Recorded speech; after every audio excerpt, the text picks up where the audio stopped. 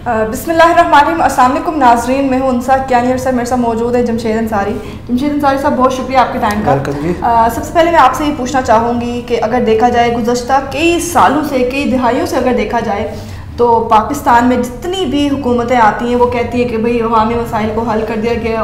हर तरह से वो बातें और उनकी तकारीर देखी जाएँ तो लगता है कि पाकिस्तान में तो कोई मुश्किल है ही नहीं, हर तरह के मसाइल हल हो चुके हैं, कुछ भी नहीं है। लेकिन अगर हकीकत पे जाके देखा जाए, ज़मीनी हक़ाइक़ जाने जाएँ, देखे जाएँ तो हर मसला जूं का तो है, उसमें महंगाई, बेरोज़गारी या जो भी मसाइल देखे जाएँ, तो क्या ये जो अवाम जिन लोगों को चुन के ऊपर बिठाती है, लीडरान जो हमारे, उनको इन मसाइल का इदराक नहीं होता कि क्या चल रहा है पाकिस्तान में? बिस्मिल्लाहिर्रहमानिर्रहीम, थैंक यू सो मच। उनसे कहने साहब, पहली बात तो ये है कि हमारा जो पॉलिटिकल सेटअप है या जो पॉलिटिकल कल्चर है या जो हमारा जो सिस्टम है, जो सियासत में आने का तरीक़ाकार है, वो बहुत कॉम्प्लिकेटेड है, बहुत कम्प्लेक्स है और बहुत पेचीदा है। जिस तक यानी कि आम इंसान की या आम आदमी की उस तक रसाई नहीं है। वो आम इंसान की या इक़्तिदार के ऐवानों तक आम इंसान की रसाई है, जो आमुल नास की रसाई है, वो बहुत मुश्किल है, बल्कि नामुमकिन है। मैं अपनी बात भी कर रहा हूँ और एक साबिक़ चीफ़ जस्टिस हैं सुप्रीम कोर्ट के, मैं उनकी बात आपको बता रहा हूँ सेम टू सेम, कि वो 4 सालों से, गुज़श्ता 4 सालों से वो अपने एक सियासी पार्टी, पॉलिटिकल पार्टी रजिस्टर्ड कराने के लिए कोशिश कर रहे हैं, दिन रात लगे हुए हैं। लेकिन गुज़श्ता 4 सालों में वो आज तक अपनी पॉलिटिकल पार्टी जो है वो रजिस्टर्ड नहीं करा सके। तो ख़ुद सुप्रीम कोर्ट में खड़े होकर उन्होंने कहा था कि ये जो हमारा जो पॉलिटिकल स्ट्रक्चर है ये आम आदमी को सपोर्ट नहीं करता। ये उनके अल्फाज हैं, यानी कि एक साबिक़ जज सुप्रीम कोर्ट 4 साल से बावजूद ये कि वो कोशिश कर रहे हैं लेकिन अपनी पॉलिटिकल पार्टी आज तक सपोर्ट अपने रजिस्टर नहीं करा सके, तो आम आदमी का क्या हाल होगा? इस सियासी जो मुरवजा सियासी निज़ाम है, जो पॉलिटिकल सेटअप है हमारा, उसमें एक आम आदमी एक पॉलिटिकल पार्टी बनाएगा, वो कैसे बनाएगा? और इक़्तिदार के ऐवानों तक वो कैसे पहुँचेगा? और इस इलेक्शन का पूरा ख़र्चा वो कैसे बर्दाश्त करेगा? एक आम आदमी, जब साबिक़ चीफ जस्टिस को ये इन मुश्किलात का सामना है गुज़श्ता 4 सालों से, तो इससे ये साबित होता है कि हमारा जो पॉलिटिकल स्ट्रक्चर है, जो पॉलिटिकल सेटअप है, वो आम आदमी को सपोर्ट नहीं करता, बल्कि वो एलीट को सपोर्ट करता है।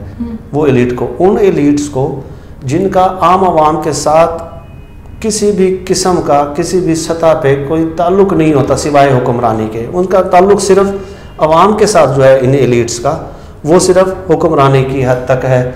चूँकि वो एलीट हैं, इसलिए उनके जो मसाइल हैं, उनके मसाइल का हल इस सिस्टम के पास, इस निज़ाम के पास मौजूद नहीं है। उनके इलाज के मसाइल, उनके सेहत के मसाइल, उनकी तालीम के मसाइल, उनकी गाड़ियों के मसाइल, उनके लग्जरी लाइफ के मसाइल, वो ये निज़ाम जो है, ये सिस्टम उनके इन मसाइल को पूरा नहीं कर सकता।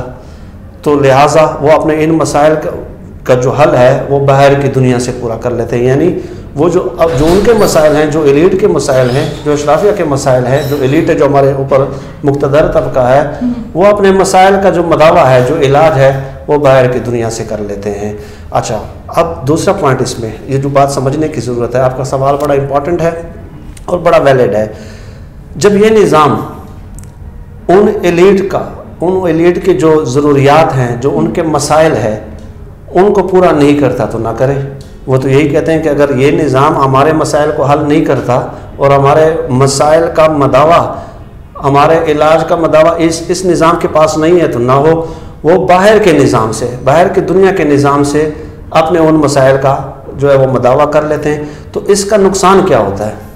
उसका नुकसान ये होता है कि जब वो अपने मसाइल का हल बाहर के निज़ाम से कर लेते हैं, वो अपने मुल्क में, जिसमें हम पे ये हुक्मरानी कर रहे होते हैं, तो अपने मुल्क में जो निज़ाम है, उस निज़ाम की खामियों को वो ज़ेर बहस नहीं लाते, उस निज़ाम की खामियों पे गौर नहीं करते, क्योंकि उनके तो मसाइल हल हो गए। उन्होंने तो बाहर के निज़ाम से अपने मसाइल का मदावा कर लिया है, इलाज कर लिया है बाहर के निज़ाम से।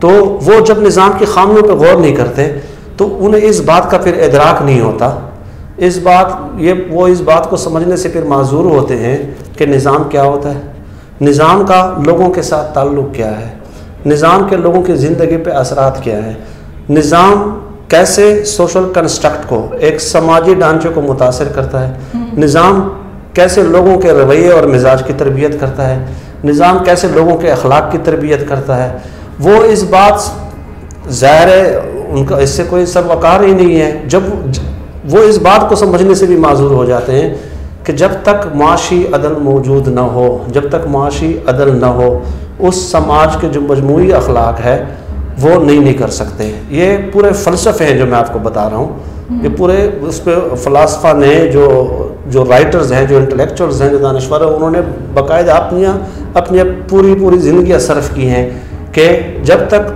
समाजी और माशी इंसाफ न हो तब तक उस माशरे की अखलाकी तत्हीर और बातन की तत्हीर नहीं की जा सकती। ये बात जब वो बैरूनी निज़ाम से अपने मसाइल हल कर लेते हैं तो ये तमाम जो सवालात हैं ये तशना रह जाते हैं। हमारे निज़ाम के अंदर जो खामियाँ हैं वो तशना रह जाती है और इस तरह मसाइल जूं के तूं मौजूद रहते हैं। और जो आपका सवाल था कि उनको इदराक क्यों नहीं होता, वो इसलिए नहीं होता।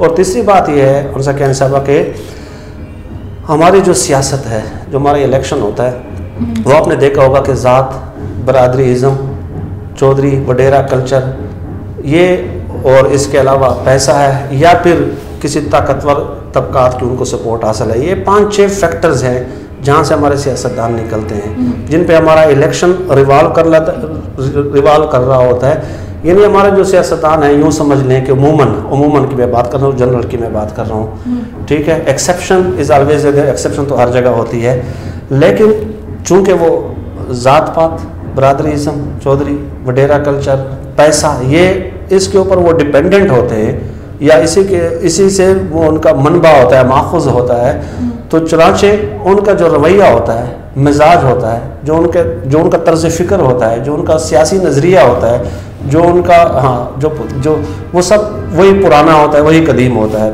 अब होता क्या है कि यही लोग इस सिस्टम में मौजूद होते हैं, कभी एक पार्टी से दूसरे पार्टी में रोटेट करते रहते हैं, एक पार्टी से दूसरी पार्टी में चले जाते हैं, लेकिन चूंकि बुनियाद वही बरादरीज़म, ज़ात पात और ख़ानदानीज़म हो गई या इसके अलावा चौधरी वडेरा कल्चर हो गया या पैसा हो गया, तो चूंकि उनका रवैया और मिजाज वही होता है, तो जब वो दूसरी पार्टी में भी जाते हैं तो वो खातिर खां तब्दीली उस पार्टी में रह के भी वो नहीं ला सकते। इसलिए जब तक कोई दूसरी पार्टी में जाए भी, लेकिन एक नए सियासी तर्ज फ़िक्र के साथ, एक नए इमरानी मुआदे के साथ, एक नए नज़रिए के साथ, एक नए फ़िक्र के साथ, एक नए सियासी, समाजी, मुआशी फ़लसफ़े के तहत जब तक वो नहीं जाते, तो उस वक्त तक ये जो अवामी मसाइल का इदराक है, ये मसाइल जूं के तू मौजूद रहेंगे। अच्छा जमशेद अंसारी साहब, ये बताइएगा कि हमारी अब तक जितनी भी हुकूमतें आती हैं, जो भी लोग इलेक्ट हो के आगे आते हैं, वो ख़ुद को अवामी नुमाइंदा शो करते हैं। वो कहते हैं ये तो गवर्नमेंट और हम लोग तो सिर्फ अवामी मुफाद के लिए काम करें, हमारा तो मकसद ही अवामी मुफाद है। लेकिन असल में तो ऐसा कुछ भी नहीं होता। कोई भी लीडर, कोई भी अगर जीत के इलेक्ट होके आता है, सबसे पहले वो अपने मुफाद का सोचता है, सबसे पहले अपनी ज़ात के लिए सोचता है, आवाम के लिए तो कोई भी नहीं सोचता। अच्छा, ये बजात खुद एक अलमिया है जो आपने सवाल उठाए। Again it's very important question कि अवाम को गुज़श्ता कई दहाइयों से हम देख रहे हैं कि अवाम को एक जज्बाती नारों में उलझाए रखा जाता है कि हम अवाम के नाम पे हुकूमत की जाती है। अवाम को ये बावर कराया जाता है कि हुक्मरानी हम नहीं कर रहे हैं, ये दरअसल हुक्मरानी आपकी है, ठीक है। हम जो हुक्मरानी कर रहे हैं, जो हम इतनी तगो-दो कर रहे हैं, ये अवामी मफाद के लिए कर रहे हैं। बार बार आप देखें, प्रेस कॉन्फ्रेंसेस में देखें, आप इलेक्शन कैंपेन में देखें, आप टीवी टॉक शोज़ में देखें, आप जो हल्के के अवाम उनके साथ जो 2-3 महीने बाद ये टाइम देते हैं तो उधर देखें, हर वक्त अवाम को ये तासुर दिया जाता है, उनके जहन में ये रासिख किया जाता है, ये उनके जहन में बिठाने की कोशिश की जाती है कि हम अवाम के नाम, हम अवामी मफाद के लिए ये सब कुछ कर रहे हैं, ठीक है। तो जब बार बार अवाम का नाम लिया जाता है, बार बार मुसलसल तसलसल के साथ नाम लिया जाता है, तो अवाम के जहन में ये बात बैठ जाती है कि वाकई इस मुल्क में हमारी हुक्मरानी है। ये एक साइंस है, पूरी एक समाजी साइंस है, ठीक है। इसको पढ़ने की ज़रूरत है कि ये बार बार जब उनके सामने ये नाम लिया जाता है कि हम आपके लिए हुक्मरानी कर रहे हैं, आपके नाम पे कर रहे हैं, आपके मफाद के लिए कर रहे हैं, तो अवाम भी फिर ये समझने लग जाती है, एटलीस्ट उनके जहन में ये बात रासिख हो जाती है कि वाकई इस मुल्क में हुक्मरानी तो दरअसल हमारी है, ये तो उनकी हुक्मरानी है नहीं। और इस तरह ये अवाम को जो है ना अपने उस नारे के साथ, तसलसल के साथ जो एक नारा लगाते हैं, उनको यरगमाल बना लेते हैं और अपनी मनमानियाँ ये जारी रखते हैं। इसके अलावा मैं आपको एक चीज़ बताऊँ, देखें, इलेक्शन होते हैं, आपने अक्सर ये नारे सुने होंगे इलेक्शन के दिनों में इलेक्शन के दिनों में ये होता है कि जी हम फलां को सड़कों पे घसीटेंगे और उनके पेट पाड़ कर अवाम का लूटा हुआ पैसा निकालेंगे और वो अवामी फलाह पे खर्च करेंगे। ये सारा अवाम, ये सब कुछ अवाम के सामने कहा जाता है। किस लिए कहा जाता है कि ची फलां चोर है, फलां डकैत है, हम उनका पेट पाड़ कर आपका लूटा हुआ पैसा निकाल कर और आपके ऊपर खर्च करेंगे, आप अवामी मफाद पे खर्च करेंगे। तो अवाम ये समझती है कि वाकई अगर वो उनका पेट पाड़ कर या उनको सड़कों पे घसीट कर हमारा लूटा हुआ पैसा, ये सब कुछ, ये इलेक्शन कैंपेन, ये बयानिया डेवलप किया जाता है पूरा। और ये बयानिया किस नाम पे डेवलप किया जाता है? अवामी मफाद के नाम पे। लेकिन जब इलेक्शन होते हैं तो फिर उन्हीं लोगों को जिनको सड़कों पर घसीटना था, उन्हीं लोगों को जिनका पेट पाड़ कर अवाम का लूटा हुआ पैसा निकालना था, उन्हीं लोगों के साथ हुकूमत बनाने के लिए इत्तेहाद किए जाते हैं। आपको टीवी स्क्रीन पे नजर आता है कि वही जिनका पेट पालना था उनके साथ बैठ के प्रेस कॉन्फ्रेंस करते हैं और फिर उसी अवाम को बताते हैं कि ये जो हम इत्तेहाद कर रहे हैं इन चोरों और डकैतों के साथ, ठीक है, ये आपके मफाद के लिए कर रहे हैं, क्योंकि हमने हुकूमत बना के आपके मफाद के लिए, यानी गोया उनको चोर और डाकू भी अवामी मफाद के नाम पे बनाया जाता है। और उन चोर और डाकुओं को, जिनको ये खुद कहते हैं, हम नहीं कहते, जिनको ये खुद कहते हैं, और उनके साथ इत्तेहाद भी जो है वो भी अवामी मफाद के नाम पे किया जाता है। गुज़श्ता दिनों आपने धरना देखा, गुज़श्ता दिनों ये इस धरने में ये हुआ कि जी बारिश हुई, बहुत ज़्यादा सर्दी भी थी, हम भी इधर इस्लामाबाद में रहते हैं। तो हुकूमत ने डायरेक्शंस दी CDA चेयरमैन CDA को कि आप उनके लिए खेमों का इंतज़ाम करें।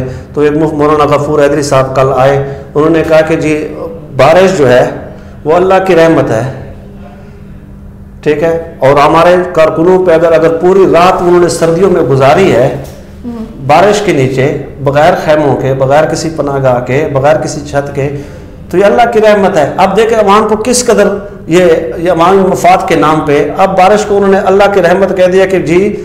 और ख़ुद मौलाना फजल रहमान साहब और मौलाना गफूर हैदरी साहब अपने महल में बैठ गए, गर्म बिस्तरों में हलवे खाते रहे, लोगों की दावतें करते रहे। महमूद खाना चकजई साथ बैठे हुए थे, चिकन रोस्ट है, चावल है, खुद अपने गर्म बिस्तरों में है, ठीक है। यानी अगर बारिश अल्लाह की रहमत है तो मेरा सवाल ये है, नहीं तो मेरा सवाल फिर ये है कि उस रहमत से आप क्यों महरूम रहना चाहते हैं? आप क्यों घरों में बैठे हुए थे? आप गर्म बिस्तरों में क्यों सो रहे थे? क्यों दावतें लोगों के कर रहे थे? आप भी आ जाते हैं ना, या आपको अल्लाह की रहमत की जरूरत नहीं है? अल्लाह की रहमत के लिए यही अवाम है। तो यानी ये इस कदर, अब रिसेंटली मैं आपको एग्जांपल्स बताता हूँ। कोई बीमार हो जाता है, कोई एलीट में से, रिसेंटली अभी एग्जांपल हमारे सामने है, तो उनको इलाज के लिए बाहर भेज दिया जाता है। बाहर भेजा जाता है, अवाम में बयानिया क्या डेवलप होता है कि आपका एक लीडर है, उसकी ज़िंदगी बहुत ज़रूरी है, उनका बाहर जाना, उनका बाहर इलाज करना बहुत ज़्यादा ज़रूरी है। अगर वो बाहर से जितना जल्द बाहर जाएंगे उतना जल्द इलाज शुरू होगा, जितना जल्द इलाज शुरू होगा इतने जल्द वो सेहतयाब होकर वापस आएंगे, जितने जल्द सेहतयाब होकर वापस आएंगे दोबारा आप पे हुक्मरानी करेंगे, और दोबारा ताकि वो सेहतयाब होंगे तो आपके मफाद के लिए आइंदा काम करेंगे ना। यानी उनका बाहर जाना भी अवामी मफाद के लिए होता है, ठीक है।